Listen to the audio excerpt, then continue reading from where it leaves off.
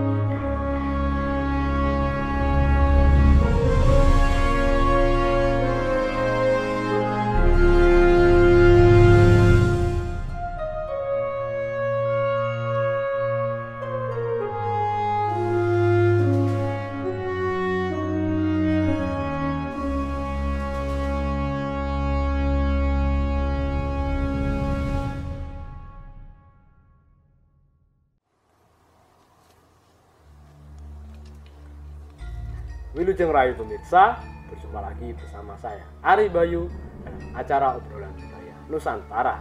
Nah, kali ini kita masih ditemani oleh Mas Gurit yang akan membahas berbagai hal tentang dunia pedalangan seperti cerita, lakon, tokoh maupun sanggit-sanggit yang ada di dalam pewayangan, khususnya wayang kulit Jawa. Pasti pemirsa penasaran apa yang akan kita bahas kali ini. Langsung saja kita tanyakan ke Mas Gurit. Selamat malam Mas Gurit. Selamat malam Mas Bayu. Nah, sebelumnya Mas Gurit telah bercerita tentang lakon-lakon yang mengangkat tokoh Petruk. Iya, benar sekali. Dan menurut saya itu sangat menarik dan bisa kita ambil pesan moral yang terkandung di dalamnya. Iya. Nah, untuk kali ini Mas, Ya. apakah masih ada lakon yang mengisahkan tentang tokoh Petruk tersebut? Oh iya Mas Bayu. Nah, benar menurut kata Mas Bayu, lakon-lakon yang seperti fenomenal, maksud saya termasuk fenomenal, yaitu yang mengangkat tokoh Petruk yang kemarin kita bahas beberapa kali, yaitu ada Petruk Dadi Ratu dan juga Petruk Nagih Janji. Menurut saya banyak sekali pesan moral yang bisa kita ambil dari tokoh Punakawan tersebut. Nah, kali ini Mas Bayu masih penasaran dengan tokoh Petruk tersebut, apakah masih ada lakon yang terkait dengan tokoh tersebut. Untuk pertemuan kali ini Mas Bayu ada lakon yang sangat menarik juga, yaitu lakon Petruk Dukun, atau yang mengatakan juga ada lakon Petruk Pandito. Nah, tadi lakon tersebut juga cukup fenomenal di zaman era sekarang, pedalangan gaya sekarang. Nah, lakon tersebut dimulai ketika dikisahkan terdapat sebuah pertapan yang bernama pertapan Kembang Sore, dan di situ yang menjadi pandita baru bernama Begawan Sabdawala. Sabdawala tadi jika di pedalangan tadi wujudnya seperti Petruk tadi Mas Bayu. Nah, Sabdawala tadi memiliki banyak sekali cantrik atau murid seperti itu. Nah, salah satunya itu Anoman dan Raden Antasena. Jadi Raden Antasena dan Anoman tadi berguru kepada Begawan Sabdawala. Nah, suatu hari Sabdawala tadi menerima kedatangan kedua cantrik tersebut, Anoman dan Raden Antasena. Nah, Sabdawala tadi menanyakan tentang apa yang diinginkannya.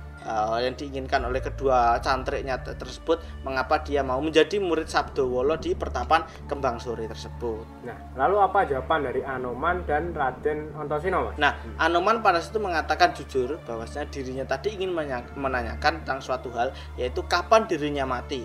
Karena Anoman tadi ceritanya telah cukup lama hidup di dunia sejak zaman Ramayana hingga Mahabharata, dan menurutnya dia sudah cukup mendarmakan dirinya tadi kepada ketentraman dunia atau jagat raya. Nah, saya Begawan Sabdawala pada situ menjawab bahwasanya dharma Anoman di dunia tadi masih cukup lama, karena Anoman tadi masih sangat dibutuhkan seperti itu. Anoman tadi nantinya bisa menjadi pamomonging kesatria turun Wisnu.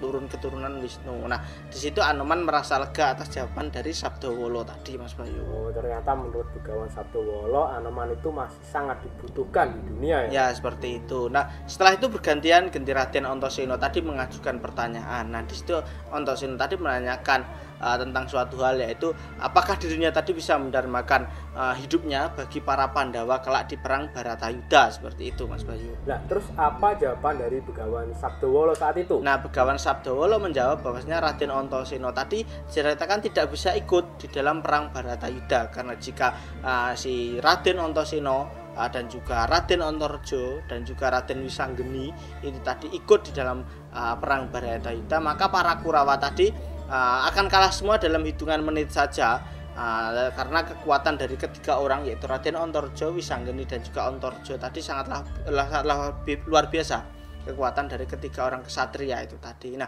akan tetapi di situ ceritakan Raden Antasena bisa mendarmakan dirinya dan juga Raden Wisanggeni itu tadi dengan cara menyingkirkan para lelembut anak buah Bathari Durga nantinya.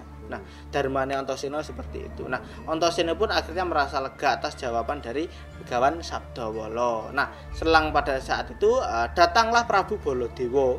Baladewa tadi ternyata datang ke pertapan Kembang Sore tadi bersama patihnya yaitu Patih Pragoto. Nah, diceritakan ketika sang raja tadi datang, Baladewa tadi datang melihat wujud dari Begawan Sabdawala tadi yang mirip dengan Petruk, dan di situ Prabu Baladewa tadi menghina dan tidak percaya kepada sang Begawan tadi akan kesaktian dari sang Begawan tadi, karena penampilannya saja sudah tidak meyakinkan sebagai seorang pandita. Nah, lalu Baladewa pada saat itu meninggalkan pertapaan tadi, tidak jadi berguru, malah mencemooh si Begawan Sabdawala pada saat itu. Nah, lalu bagaimana respon dari Begawan Sabdawala, Mas, mendengar hinaan dari Prabu Baladewa? Nah, sang Begawan pada saat ceritakan menyabda Baladewa tadi tidak akan bisa keluar dari pertapaan, jadi digawe bingung, istilah seperti itu. Nah, sabda tersebut benar terjadi dan akhirnya Baladewa tadi kebingungan mencari jalan keluar dan dia hanya berputar saja di pertapaan tadi dan kembali ke hadapan sang Begawan. Nah, hal tersebut malah membuat Baladewa tadi semakin marah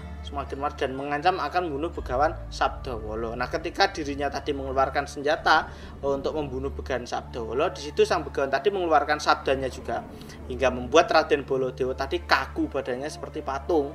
Nah, Baladewa pada saat itu ketika badannya tadi tidak bisa digerakkan, begegek koyok patung tadi, dia mengakui akhirnya kesaktian dari Begawan Sabdawala. Nah, dirinya pada saat itu akhirnya mau bertobat dan mau menjadi murid dari sang Begawan Sabdawala pada saat itu. Nah, lalu apakah Begawan Sabdawala itu akan mengampuni Prabu Baladewa dan menjadikan muridnya, Mas? Nah, akhirnya di situ sang Begawan tadi istilahnya mengampuni dan mengembalikan kekuatan Baladewa tadi, sabdanya tadi dicabut. Baladewa akhirnya kembali seperti semula dan Baladewa lalu diutus untuk bergabung bersama murid-muridnya yang lain yaitu Anoman dan juga Raden Antasena. Nah, setelah itu masih juga ada tamu yang datang yaitu Pandita Durna dan Patih Singkuni tadi datang menemui Sabdawala. Nah, kedatangan mereka tadi ternyata diutus oleh Prabu Duryudana untuk membayang Sabdawala tadi ke negara Astina. Dan jika si Sabdawala tadi tidak mau, maka akan dipaksa. Dan oleh para Kurawa, pertapan Kembang Sore tadi akan dibakar, di bumi hanguskan. Nah, melihat kejadian tersebut, muridnya canternya itu Raden Antasena tadi mendengar Pandita Sabdawala yang diancam akan dibunuh tadi, dia tidak terima, lalu segera menendang Pandita Durna dan Patih Singkuni tadi keluar dari pertapan pada saat itu. Nah, akhirnya pada saat terjadi peperangan di antara para Kurawa dengan cantrik-cantrik Begawan Sabdawala. Di situ ada Anoman dan Antasena, terjadi peperangan dan Kurawa tentunya kalah pada saat itu melawan kedua kesatria tersebut. Nah, Pandita Durna yang tidak terima pada saat lalu mengeluarkan senjata itu, senjata Cundamane, untuk mengancam Sabdawala. Nah, di saat senjata tersebut akan diarahkan kepada Sabdawala, tiba-tiba pada saat itu keluarlah prahara atau angin yang sangat besar hingga membuat Pandita Durna dan juga para Kurawa tadi terpental jauh dari pertapan hingga sampai ke negara Astina pada saat itu. Nah, setelah kejadian tersebut Sabdawala berpesan kepada Anoman agar menjaga ketentraman pertapan tersebut, dan karena Sabdawala akan nindakke topo pada saat itu. Oh, jadi pada saat itu para Kurawa kalah melawan Begawan Sabdawala ya? Benar sekali, Mas Bayu. Terus selanjutnya itu bagaimana, Mas? Nah, tapi sebelum Mas Kurit lanjut, silahkan dulu, Mas. Oh ya.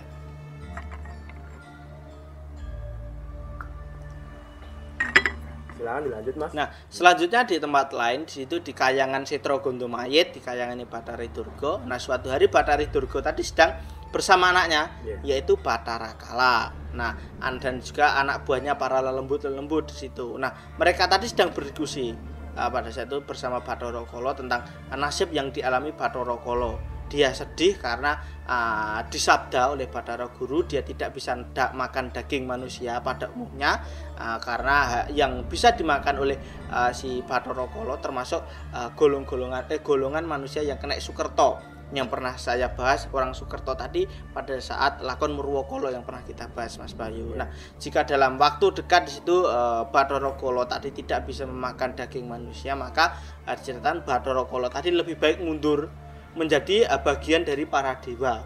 Kan Bathara Kala tadi termasuk juga dewa Mas Bayu. Nah, Bathari Durga pada saat mengatakan kepada Bathara Kala bahwasanya yang bisa dimakan tadi adalah para Pandawa, karena Pandawa tadi termasuk golongan orang Sukerto. Akan tetapi untuk memakan si para Pandawa tadi tentunya sangat sulit.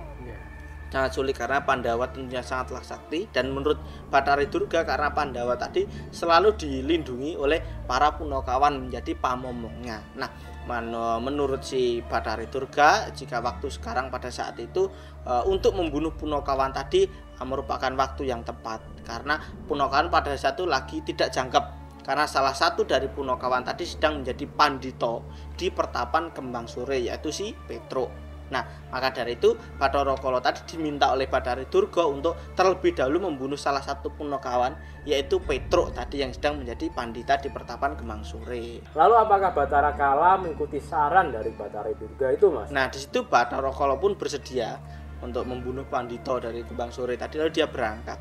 Nah, sedangkan di negara Amarta, di situ para Pandawa dan juga Prabu Kresna tadi juga sedang membahas akan turunnya wahyu atau kanugrahan dari para Jawata atau Bathara. Nah, akan tetapi para Pandawa tadi belum tahu tempat di mana turunnya kanugrahan atau wahyu tersebut. Nah, Kresna pada itu mengatakan bahwasanya turunnya kanugrahan atau wahyu tadi pasti akan dekat di pertapan Kembang Sore, karena di situ terdapat pandito anyar atau pandito baru yang membuat geger dunia dengan kesaktiannya, yaitu Begawan Sabdawala tadi. Nah, maka dari itu para Pandawa dan juga Kresna bersepakat untuk menuju pertapan Kembang Sore di milik si Sabdawala tadi Mas Bayu. Jadi para Pandawa memutuskan untuk pergi ke pertapan Kembang Sore untuk bisa mendapatkan wahyu ya Mas? Benar sekali seperti itu. Nah, sedangkan di pertapan Kembang Sore itu sendiri Begawan Sabdawala akhirnya pada itu menerima kedatangan si Bathara Kala tadi. Bathara Kala tadi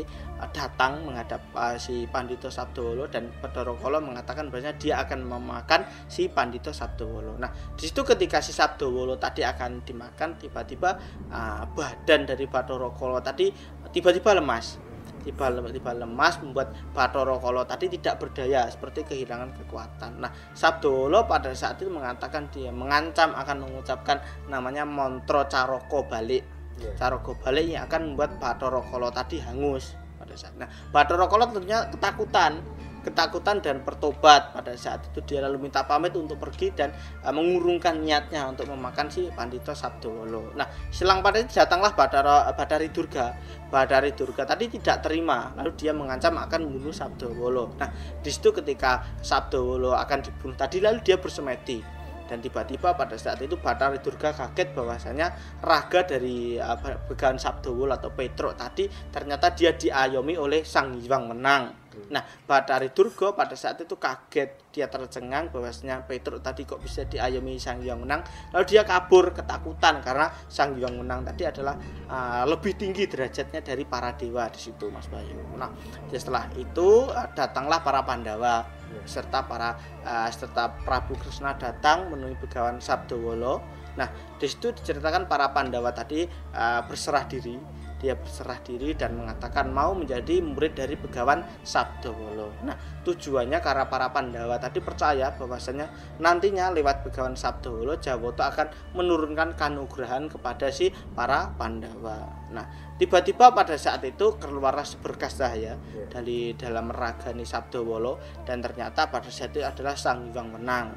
Sang Hyang Wenang tadi keluar dan mengatakan bahwasanya dia meminjam raga Petruk untuk menjadi lantaran para Pandawa nanti bisa mendapatkan kanugrahan dan lestari menjadi seorang kesatria yang mendarmakan hidupnya bagi kesejahteraan umat manusia di situ. Nah, wahyu tersebut diceritakan lalu diberikan oleh Sang Hyang Wenang kepada si para Pandawa. Sedangkan Sadowolo tadi akhirnya berubah menjadi Punokan Petruk kembali ke asal mulanya. Mereka lalu bersama-sama kembali ke negara Amarta karena sudah selesai dharmanya di situ, Mas Bayu. Oh, jadi akhirnya para Pandawa berhasil mendapatkan wahyu dari Sang Hyang Wenang. Ya, seperti itu Mas Bayu. Nah, mungkin itu dulu Mas Bayu yang saya ketahui kali ini tentang lakon Petruk Pandita atau Petruk Dukun, di mana di situ ternyata seorang sudra seperti Petruk tadi bisa menjadi lantaran akan turunnya wahyu dari Sang Hyang Wenang seperti itu. Terima kasih ya Mas Gurit Sama-sama. atas kisahnya tadi. Mudah-mudahan cerita yang Mas Gurit sampaikan bisa menambah wawasan kita semuanya. Ya. Nah, itu tadi pemirsa ceritanya. Kita bahas kali ini tentang lakon Petruk Dukun, di mana Petruk menjadi seorang pandita di pertapan Kembang Sore yang bernama Begawan Sadowolo, dan ia menjadi perantara wahyu kepada para Pandawa dari Sang Hyang Wenang.